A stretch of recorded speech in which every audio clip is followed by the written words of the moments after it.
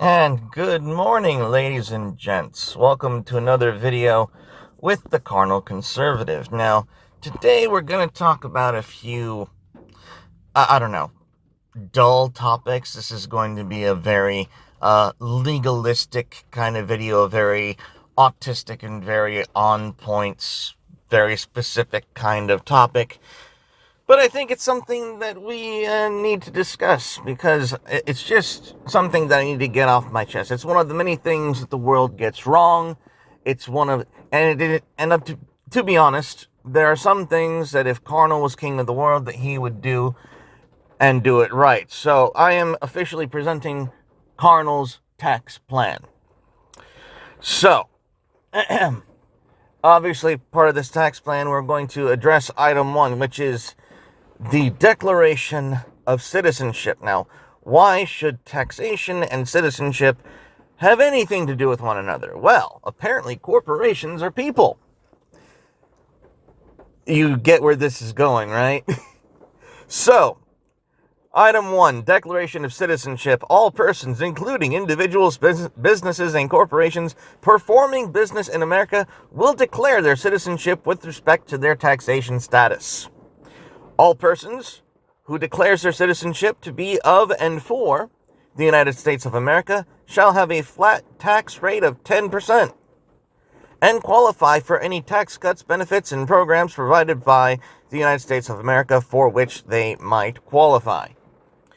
Any person who does not declare their citizenship or declares their citizenship to be of another nation or identity, or has had their citizenship revoked, getting to that shit shortly, shall have a flat tax rate of 90%. That is a 90, motherfuckers. And will not qualify for any tax cuts, benefits, or programs provided by the United States of America. Citizenship will be revoked from economic persons, defined later as businesses and corporations,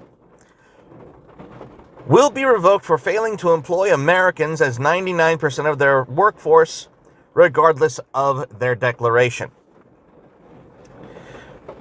Item number 2, the concurrent tax code. Item 2A, private persons. All private persons, meaning a person who is not a corporation or business, will maintain a flat tax rate of 10% unless they meet the following qualifications. Private persons who are married and have given natural birth to a human baby, and yes, you do have to specify in this modern age that they have to give quote-unquote birth to a human baby.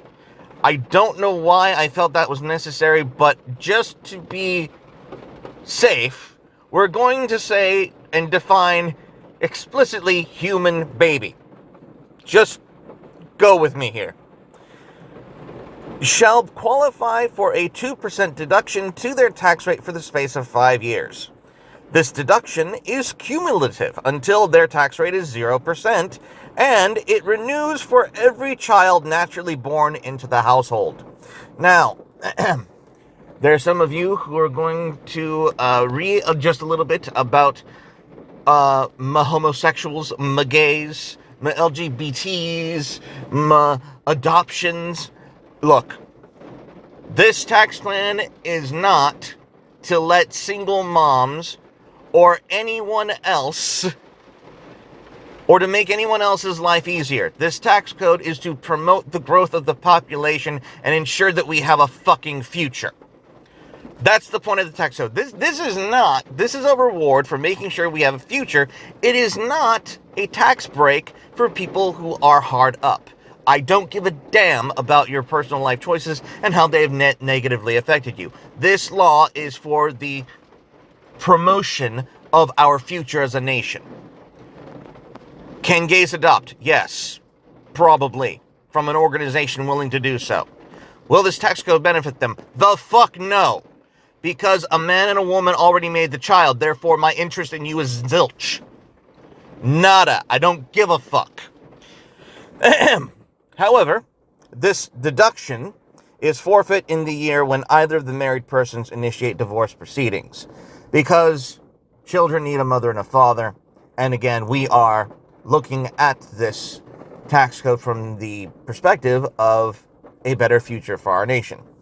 So, that gives us to item 2B, economic persons. All economic persons, meaning a person who is a corporation or business, will maintain a flat tax rate of 10% unless they meet the following qualifications. And there are 3 sets of qualifications. I know. But just roll with me here. This tax code abolishes all minimum wage requirements throughout these United States. Qualification set 1. Now, I know some of you just wet your pants at that last statement. I'm not going to speak on it any further. You'll understand why this tax code eliminates the minimum wage requirement, and that's part of the reason why we're going through these qualification sets. So, qualification set 1. Economic persons qualify for a deduction based on the wages paid to the lowest paid full-time employee, which will include the payments made to interns and volunteers. If you utilize the labor of unpaid interns or volunteers, your lowest paid employee is $0 per hour. If the lowest paid employee is paid $12 to $15 per hour, you qualify for a 1% tax deduction. If the lowest paid employee is paid $16 to $19 per hour, you qualify for a 2% tax deduction. If the lowest paid employee is paid $20 to $24 per hour, you qualify for a 3% tax deduction. If the lowest paid employee is paid $25 per hour, you qualify for a 4% tax deduction. Qualification set 2. Economic persons also qualify for a deduction based on the number of full-time employees they employ, which will not include the labor of interns, volunteers, and/or employees who have been working for this economic person for less than 1 year. So people that the company have actively invested in are going to be counted for this figure.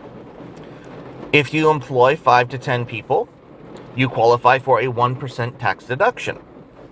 If you employ 11 to 100 people, you qualify for a 2% tax deduction. If you employ 101 to 1,000 people, you qualify for a 3% tax deduction. If you employ 1,001 people or more, you qualify for a 4% tax deduction. Qualification set 3. Economic persons also qualify for a deduction based on the full coverage benefits offered to all of their employees through employment. Any benefits plan that requires copays or deductibles or any like thing are disqualified because such plans or benefits will not be recognized as quote-unquote full coverage by this tax code. If you provide at no cost to employees, including copays and deductibles, health insurance, you qualify for a 1% tax deduction. If you provide at no cost to all employees, including copays and deductibles, dental and eye care, you qualify for a 1% tax deduction. And of course, if you provide at no cost to all employees, including copays and deductibles, both health insurance and dental and eye care, you qualify for a 2% tax deduction. In other words, ladies and gentlemen, going back through this tax code, if you're a corporation and you employ 99% of your workforce as Americans, you pay the lowest paid employee the highest in the bracket range, which at this point in time is $25 per hour. And you employ over 1,000 people, and you provide full coverage for everyone that you employ. You pay nothing in taxes, because what the fuck would I want from you? You are taking care of those under your purview. Why do I want your money? If I am the government, what business do I have taking your money? You are doing everything you can for these people. And we really need to make a tax code that encourages businesses to strive and achieve for the status where they can say proudly, yeah, I pay no taxes. Look at my workers. Are they not happy? Are they not satisfied? Are they not joyous? Do they not have and want for nothing? That's the problem with the tax code.